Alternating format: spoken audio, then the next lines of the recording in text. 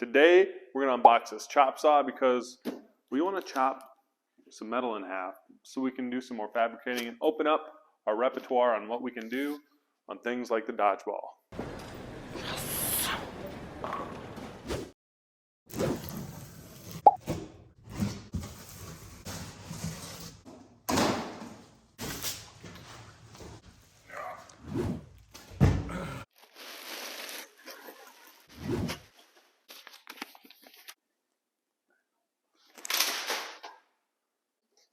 Alright, I'm going to need those.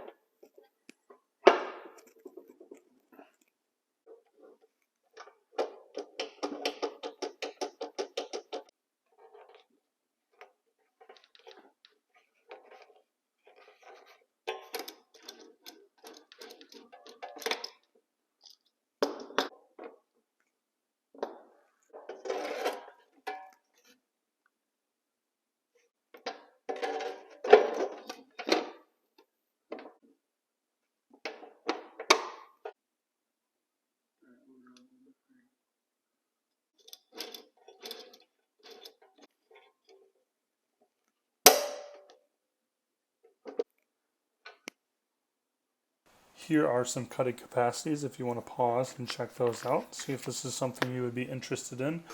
Then we want to move on to some tips and tricks. We've got our first tip here. As you can see, I'm throwing some sparks over the top of that kind of spark catcher deflector. Can anybody tell me why that's happening in the comments below? Alright, one done. Now for the other one. Look at that, easy fix. Tip number one is put your steel or whatever you're cutting in the middle so it's perpendicular to the blade. Then it'll utilize that deflector a lot easier. Second tip is low and slow. Let the blade do the cutting. That's why we got this. We've used it multiple times. We absolutely love it. It's way better than using a hand grinder. So if you're interested, we do have a link in the description below.